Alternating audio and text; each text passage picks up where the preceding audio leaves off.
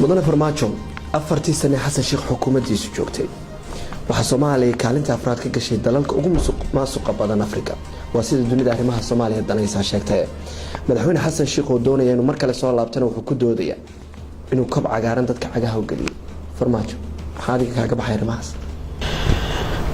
runtii waxyaabaha runtii shacabku ay kaga sii jeesteen dawladda waxa kamid ah musuqmaasuq mudane farmaajo murashaxiin badan baa u tartamaya xilligan madaxtinimada Soomaaliya maxaad kaga duwan tahay kuwaas waa su'aal fiican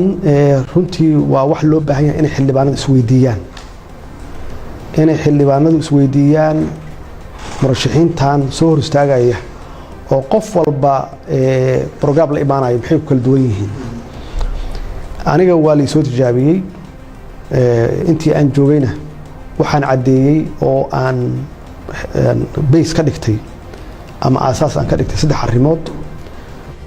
Soomaaliland iyo Soomaaliya intii xukuumaddan joogtay wada hadal la dhexmaray dhammaan wada hadalladaasi way fashilmeen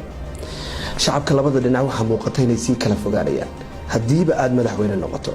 qorshe aad ku wajahaysa wada xaajoodka Soomaaliland waxyaabaha dawladdan ay ku fashilantay oo loo baahan yahay in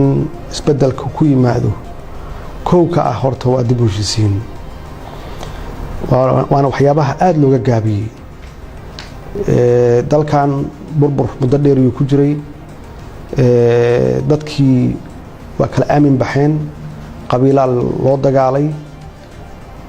dawladnimaduna runtii waxa ugu horeeya hadda Soomaaliya xaaladda ku jirto in laga bilaabo dadka in la soo jiido oo la walaaleeyo mudane farmaajo aad baad u mahadsantahay Nairobi ba muddooyinkii u dambeeyay saldhig u ahayd siyaasadda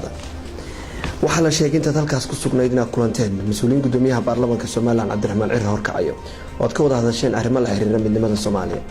mudane farmaajo waftiga Cabdiraxmaan Cirre markaa Nairobi ku kulanteen maxaa kale ka wada hadasheen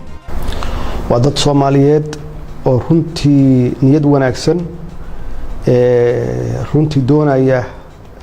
caruurta Soomaaliyeed iyo mustaqbalka Soomaaliyeed inuu la mid noqdo dadka horumaray taasna waxay ku imaanaysaa midnimo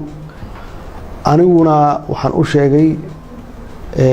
Soomaaliya hadii la rabo caruurteena inay caruuraha adduunka ah ay la tartamaan ama ay la mid noqdaan waa in madaxda Soomaaliya meel kasta ay joogaan inay isu yimaadaan ay mustaqbalka caruurtooda ay ka hormariyaan siyaasadda wafdigaasi si briefly ah yaan u kulanay runtii de waxay sugayaan adigoo kale Soomaaliya imika madaxtinimada doorashadii baad u tartamaysaa murashax mucaarada tahay Cabdiraxmaan Cirre kale waa murashax mucaarada Soomaaliland buu ka tartamaya nidaam siyaasadeed miyaa dhigateen oo yaani qorshe siyaasadeed oo ku odoraysan hadii labadiin baa guuleysataan waxaan u hadalnay si Soomaalnimo ah si walaalnimo ah yaan u hadalnay taaqudheeda miyaan la oran karin ololahaaga qayb ka ahayd inaad Cabdiraxmaan Cirre iyo waftigiisa xirsiyo buubaaya kala hadasho in midnimadii mar kale soo laabato haddee runtii dareenkaas waa wada qabnaa waa tahay mudane maxamed cabdullaahi farmaajo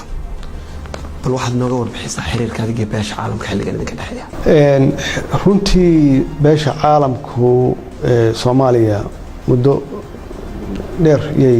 kaalmo